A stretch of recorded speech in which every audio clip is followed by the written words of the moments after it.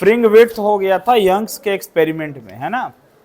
तो YDAC ये complete हो चुका था इंटरफेरेंस ऑफ लाइट में, और इसमें फ्रिंग विड्थ ये हम लोग पढ़ चुके थे। बीटा इज इक्वल टू क्या था फ्रिंग विड्थ?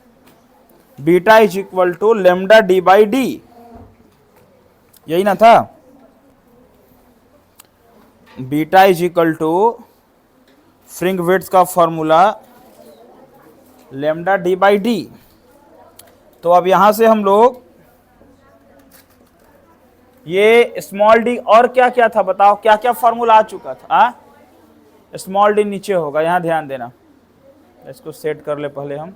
देखो, हाँ, small D lambda D by D. ये स्मॉल डी क्या था, किसके बीच का डिस्टेंस था? Distance between the slits, distance between the slits. बड़ा डी क्या था, किसके बीच का डिस्टेंस था? डिस्टेंस बिटवीन क्या? Distance between slits and screen. ध्यान देना बात, आगे क्या बता रहे हैं। अच्छा, और position of bright fringes. Bright fringes कहां कहां बना था जी? पोजीशन ऑफ ब्राइट फ्रिंगेज बताइए। X n is equal to क्या था? N lambda D by d. Small d नीचे है ना, देखो तो। ब्राइट फ्रिंगेज जहां एन का वैल्यू 0 1 2 3 जो रखो, वेयर एन का वैल्यू आप 0 1 2 3 जो रखना रखो। अब हम बात करते पोजीशन ऑफ डार्क फ्रिंगेज, क्या होगा बताना। क्या था जी डार्क फ्रिंगेज का पोजीशन? एक्स एन बराबर 2n minus 1 lambda D by 2d था ना, बाई 2d, ये था डार्क फ्रिंगेज का। तो ये सब हम लोग पढ़े। यहाँ लेमडा वेवलेंथ को रिप्रेजेंट करता। लेमडा क्या रिप्रेजेंट करता है? वेवलेंथ को। वो वेवलेंथ एंगस्ट्रॉम में हो सकता है। मान लो अगर आपको कोई बोल देना एग्जांपल के तौर पे कि वेवलेंथ जो है लेमडा वो 5000 एंगस्ट्रॉम है, मतलब बहुत कम, तो 10 का पावर -10 मीटर। 1 एंगस्ट्रॉम का मतलब 10 टू पावर -10 मीटर होता। समझ में आ रहा बात? इस तरह से। तो ये सब जो टॉपिक है इस पर कुछ क्वेश्चन करेंगे हम लोग। लिखते हैं पहले फर्स्ट क्वेश्चन, ऐसे लिख लो आप, फॉर्मूला एक जगह लिख लो, फिर क्वेश्चन लिखते हैं, 1 बाय 1 बनाते हैं। पहला लिखते हैं, in a Young's double slit experiment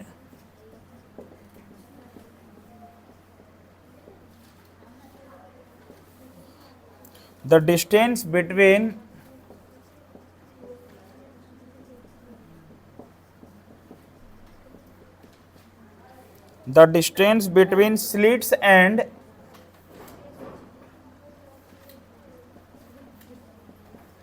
slits and screen is 1 meter if the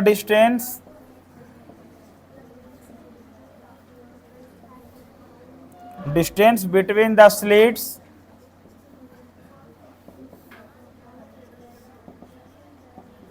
slits is 5 mm, the fringe width is found to be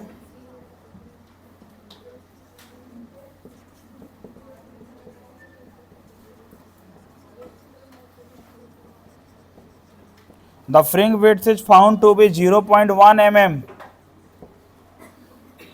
Calculate the wavelength of light used.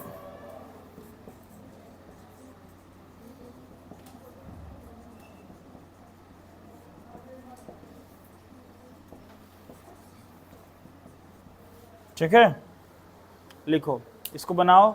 अभी एक ये सिंपल है, धीरे धीरे क्वेश्चन और हम लोग देते जाएंगे, अभी बनाते जाएंगे। इसको पहले बताइए कितना आ रहा। देखिए इसको सॉल्व करते हैं तो बताइए। हाँ ठीक है, यहाँ रुकते हैं। In a Young's double slit experiment the distance between the slit and screen is 1 mm। तो स्लिट और स्क्रीन के बीच का डिस्टेंस कौन होता बताओ? स्लिट और स्क्रीन के बीच का डिस्टेंस क्या होता? स्मॉल डी या कैपिटल डी? तो कैपिटल डी कितना हो गया? कैपिटल डी हमारा हो गया कितना? 1 मीटर। और क्या दिया हुआ देखो, if the distance between the slit is 5 mm, small d हमारा 5 mm है, 5 मिलीमीटर, यानी कि 5 into 10⁻³ metre. The fringe width found to be 0.1 mm, यानी बीटा दिया हुआ 0.1 mm। देखो क्या बोले, कितना छोटा फ्रिंग विड्थ होता, बताए थे ना एक्सपेरिमेंट में कि काफी डिस्टेंस कम होता है। वो फ्रिंग विड्थ जो है ना 0.1 mm का है, मिलीमीटर, मतलब क्या करना है 0.1 इंटू 10⁻³ मीटर बीटा हो गया। तो बोलता वेवलेंथ ऑफ लाइट कौन सा यूज हुआ, लेमडा। तब बताइए बीटा इज इक्वल टू क्या फॉर्मूला पढ़े आप, क्या पढ़े, लेमडा डी बाई डी, यही ना पढ़े हो। तो आपको लेमडा निकालना है। बोले lambda D is equal to क्या हुआ, बीटा इंटू डी। तो फिर यहां से हमारा लेमडा इज इक्वल टू क्या हुआ, beta into D by D.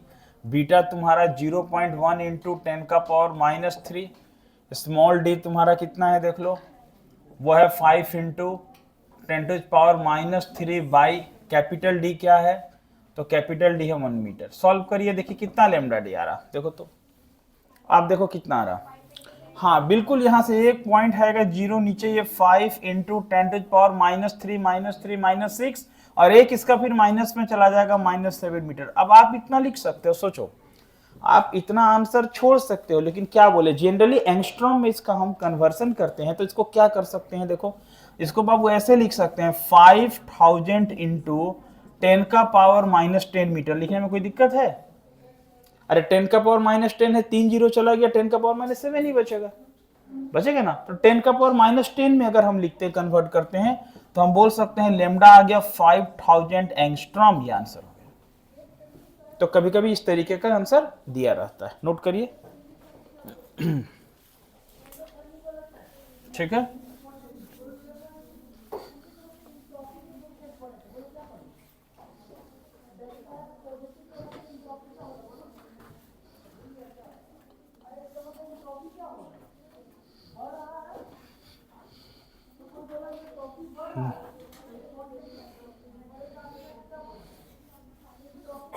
देखो क्वेश्चन एक और हम दे रहे हैं, इसको लिख लो इसके बाद।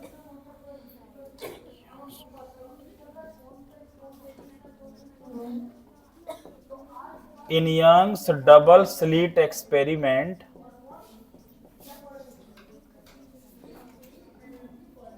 in Young's double slit experiment, the slits are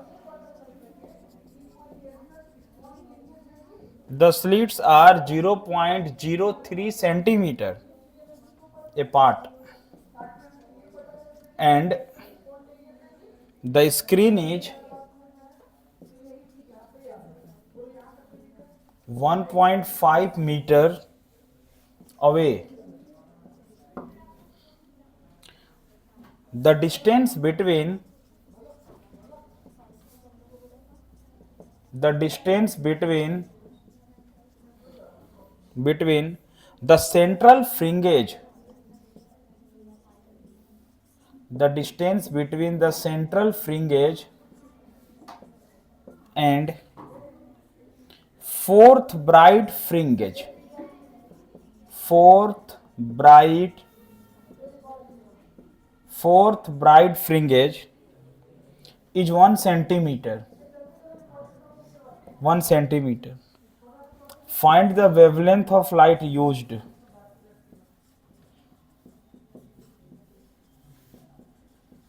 Wavelength of light used. ठीक है, अब ये बनाओ, इसमें यही क्वेश्चन था क्या जी, जो भी दिए थे फिर से लिख दिए क्या दोबारा, नहीं ना, देखो तो नहीं, लेकिन अच्छा इसमें भी वेवलेंथ ही निकालना है ना। ठीक है, वहाँ उसी तरीके से दे रहे हैं नेक्स्ट क्वेश्चन और एक।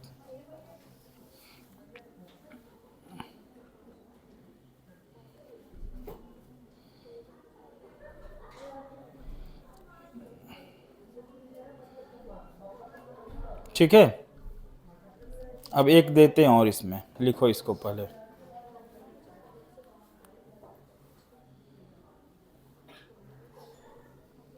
सॉल्व करिए इसको।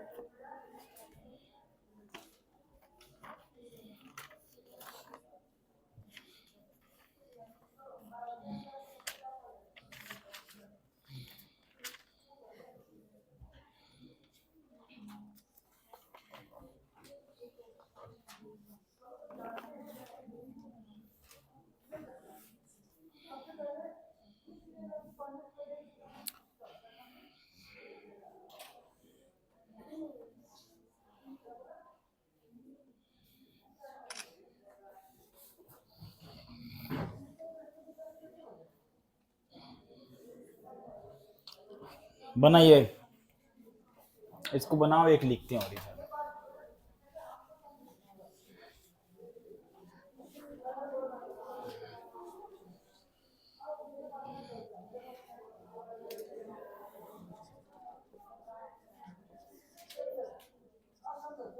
In Young's double slit experiment,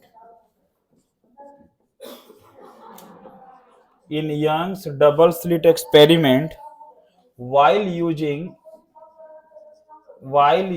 a source of light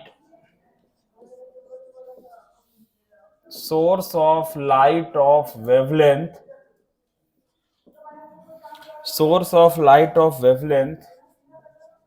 5000 into 10 to the power minus 10 meter, the fringe width obtained is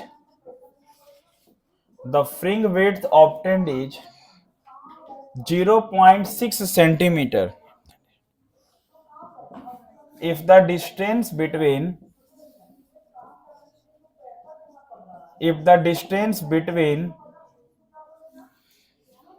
the screen and slit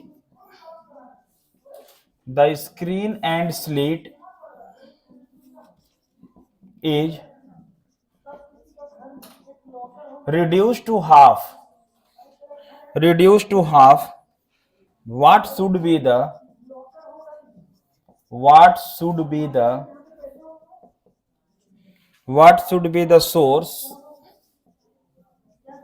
source to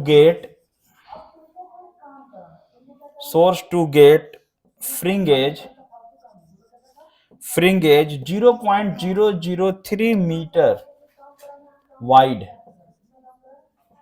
0.003 metre wide. ये मतलब इसमें तुम्हारा क्या दिया हुआ है, इसमें भी तुमको वेवलेंथ लेमडा ही निकालना है। इसमें वेवलेंथ लेमडा ही फाइंड करना। अच्छा, इसका है सेकंड नंबर का, इसका आ चुका नहीं है इसका? अरे इसका आंसर है किसी का? 5000 एंगस्ट्रॉम भी इसका आंसर। देखो तो इसमें क्या क्या दिया हुआ। चलो ये क्वेश्चन नंबर 2 को हम लिखते हैं, इसका डेटा ये 3 है, इसके बाद इसको बनाना। देखो, in Young's double slit experiment the slits are 0.03 centimetre apart, मतलब स्लिट्स का डिस्टेंस ये दिया हुआ 0.03 सेंटीमीटर, मतलब 0.03 into 10 to power minus 2 metre इसका डिस्टेंस दिया हुआ। And screen is 1.5 metre away, यानी कि डी का वैल्यू 1.5 मीटर है।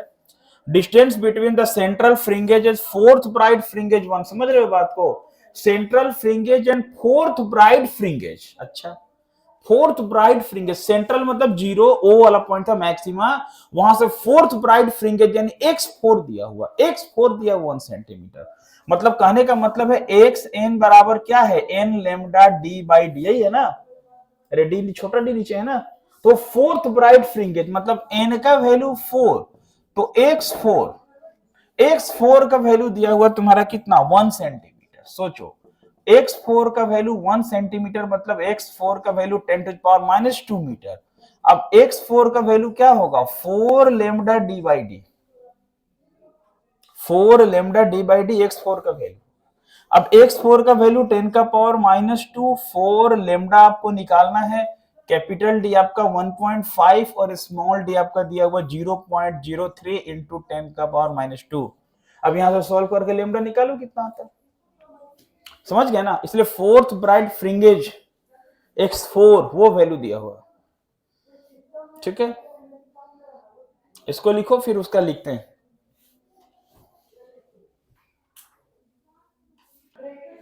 हाँ देखो यहां पर इसका आंसर आप बता दिए कितना आया, कितना आ गया लेमडा यहाँ पे। तो सॉल्व करने के बाद 5000, क्या बात है, सबका वेवलेंथ इतना ही आ रहा, कोई बात नहीं, अभी देंगे नेक्स्ट क्वेश्चन और इसको बना लेना, है ना। क्या गिवन है देखो इसमें, इसमें ये है कि in Young's double slit experiment while using a source of light of wavelength, wavelength दिया हुआ कितना 5000 इंटू 10⁻⁻10 मीटर, ठीक है। The fringe width obtained is 0.6 centimetre, जो फ्रिंग विड्थ है वो 0.6 सेंटीमीटर है, यानी कि 0.6 into 10⁻⁻2 metre. If the distance between screen and slit is reduce to half, अच्छा अब स्क्रीन और स्लिट्स के बीच का डिस्टेंस को हाफ करते हैं, तो what should be the source to get fringe, अच्छा एक मिनट, मतलब कह रहा है ना कि अब नाउ ऐसा बोल रहा है कि ये जो स्लिट्स और स्क्रीन है इसके बीच का डिस्टेंस को हम अगर आधा कर दें तो फ्रिंग विड्थ फिर से कुछ नया आ जा रहा, वो आ रहा 0.003 मीटर। तो what should be the source, यानी कि लेमडा 2 निकालना, यानी इसको लेमडा 1 मानना पड़ेगा, इसको बीटा 1 मानना पड़ेगा, इसका बीटा 2 मानना पड़ेगा। अरे बात समझ में, ये कहने का मतलब है ना, ऐसा बात बोल रहा है कि फ्रिंग विड्थ फिर से दिया हुआ, अगर डिस्टेंस को आधा कर दे तो फिर सोर्स वेवलेंथ का क्या होगा वो फाइंड करना। तो देखो फर्स्ट केस, अगर इस केस से हम डायग्राम बनाएंगे तो क्या मिलेगा, बीटा इज इक्वल टू हम क्या जानते हैं, लेमडा डी बाई डी, तो beta 1 is equal to lambda D 1, lambda D ही रहने दो, lambda D by D, lambda 1 लिखो सिर्फ, क्योंकि ये दोनों को तो ज्यादा कुछ करने का चेंज है नहीं, सिर्फ ये डी चेंज होगा। और अगर बीटा 2 लिख दे तो क्या होगा, फ्रिंग विड्थ बताओ, लेमडा 2 जो निकालना है और डी डैश होगा और बाई डी, तो बीटा 2 बराबर लेमडा 2 डी डैश क्या हो गया, डी बाई 2, इसको कर लो 2। अब अगर हम इक्वेशन, हमको निकालना लेमडा 2, मान लो हम इक्वेशन 2/1 कर ले, इक्वेशन 2 बाई इक्वेशन 1, तो क्या होगा देखो, beta 2 by beta 1 is equal to क्या हुआ, हो गया lambda 2 D by 2d, by करेंगे ऊपर चला जाएगा, d बाई लेमडा 1 डी, ये डी डी कैंसल, ये डी डी, तो beta 2 by beta 1 is equal to lambda 2 by 2 lambda 1, तो फिर लेमडा 2 क्या हो गया, लेमडा 2 इज इक्वल टू हो गया beta 2 by beta 1 into 2 lambda 1। अब रख लो, देखो कितना आ रहा सॉल्व करके, सॉल्व करो इसको, है ना, डेफिनेटली आंसर आएगा इसका कुछ ना कुछ, ठीक है। एक क्वेश्चन और लिखते तब तक हम इसको, आप सॉल्व करो कितना आ रहा। In Young's double slit experiment, in Young's double slit experiment, Young's के डबल स्लिट एक्सपेरिमेंट में द स्लिट्स आर कितना है, स्लिट्स देखो, slits are 0.2 mm, 0.2 mm apart, ठीक है, and screen is 1.5 metre away, ठीक है। It is observed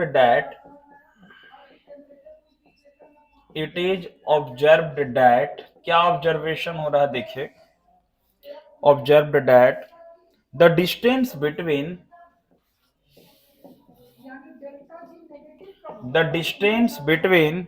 central bright फ्रिंगेज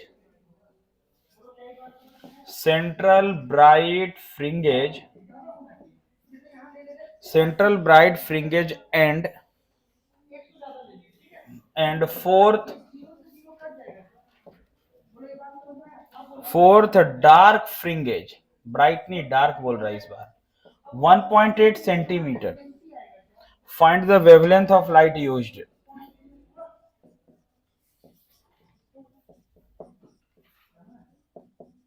find the wavelength of light used, ठीक है, बनाइए, सॉल्व करिए इसको, इसका कितना मिला लेमडा 2,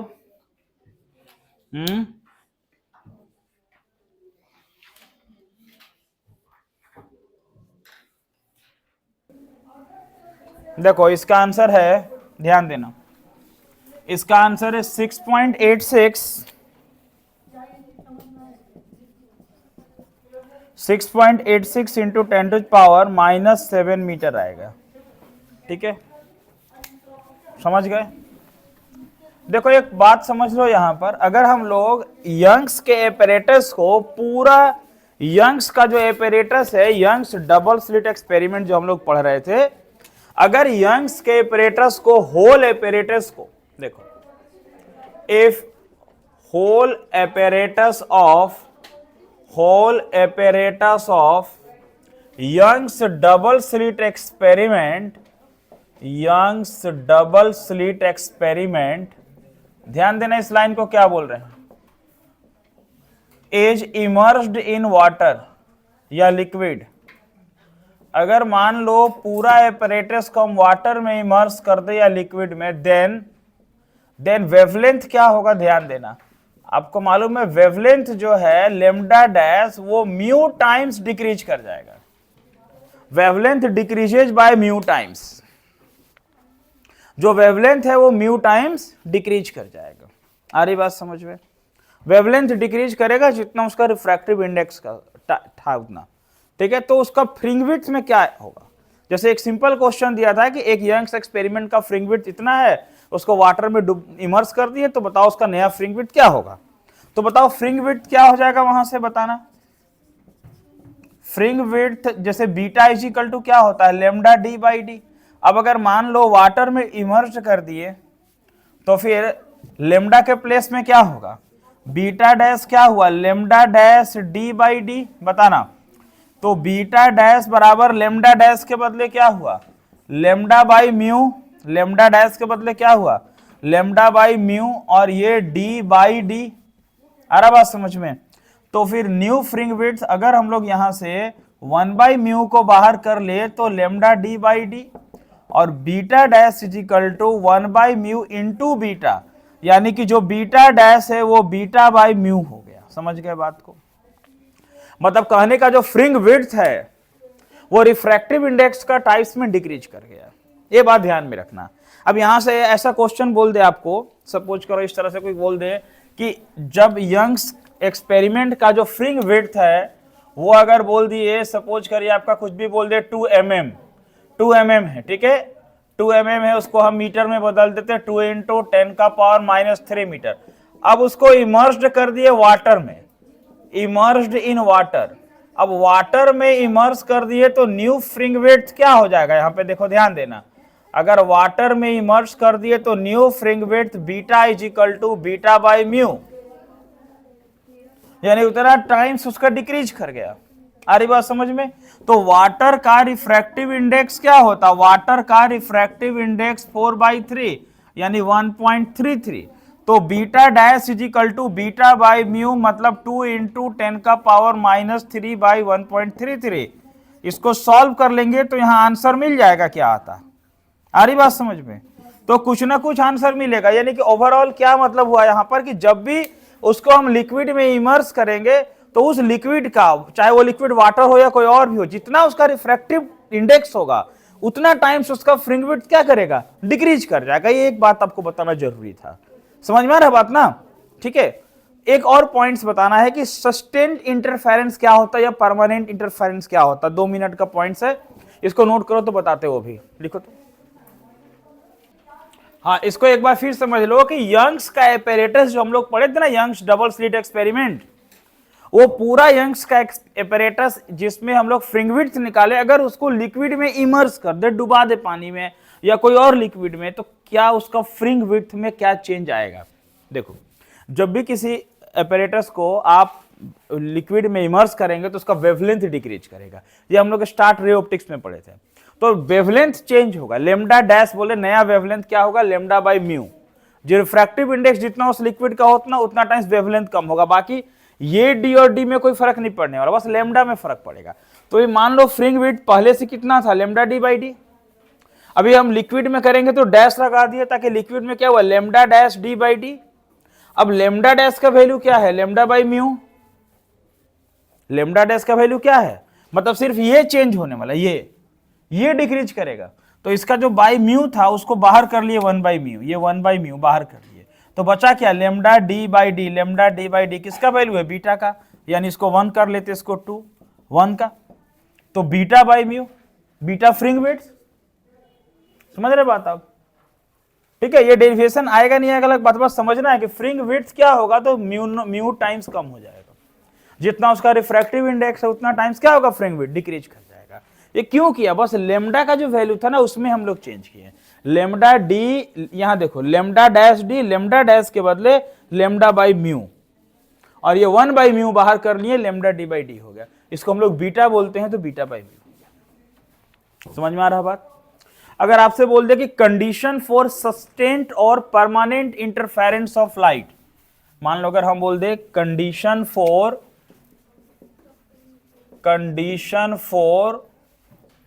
सस्टेंट और परमानेंट इंटरफेरेंस ऑफ लाइट, ठीक है ना,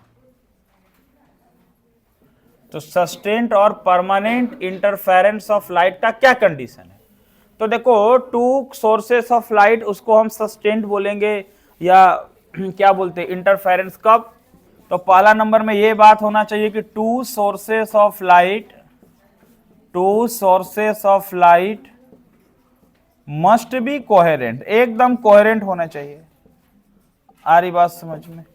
क्लियर बात है कि ये तभी होगा, यानी सस्टेंट या परमानेंट इंटरफेरेंस होगा जब कोहेरेंट सोर्स होगा और वो कंटिन्यूअसली लाइट इमिट करेगा, है ना। फिर बोले the coherent sources are close to each other,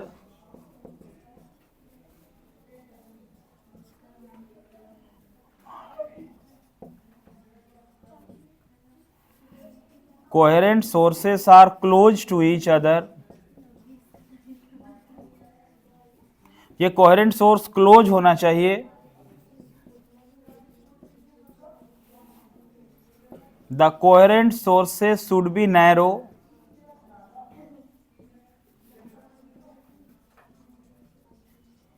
narrow होना चाहिए, है ना।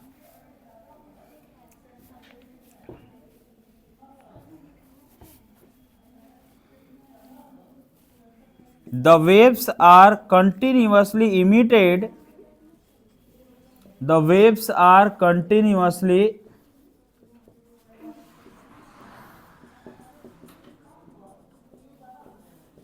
emitted by source. सोर्स से वेव कंटिन्यूअसली निकलते रहना चाहिए, वेव्स इमिट होना चाहिए। ये सब कंडीशन होगा सस्टेंट और परमानेंट इंटरफेरेंस ऑफ लाइट। यानी वेव ऑप्टिक्स का एक बहुत बड़ा पोर्शन कंप्लीट हुआ जिसको बोलते हैं इंटरफेरेंस ऑफ लाइट। अब वेव ऑप्टिक्स में हमारा डिफ्रैक्शन ऑफ लाइट बचा हुआ, डिफ्रैक्शन ऑफ लाइट, है ना। डिफ्रैक्शन ऑफ लाइट, ये अगर आप पढ़ना हो तो घर से पढ़ सकते हैं, ऐसे तो हम चर्चा करेंगे। डिफ्रैक्शन ऑफ लाइट बचा हुआ है जिसमें सिंगल स्लिट का डिफ्रैक्शन होगा, diffraction of light through a single slit, single slit का डिफ्रैक्शन होगा इसमें। रुको एक दो क्वेश्चन और देते, बना लेना घर में, एक क्वेश्चन इसको लिख लो, है ना।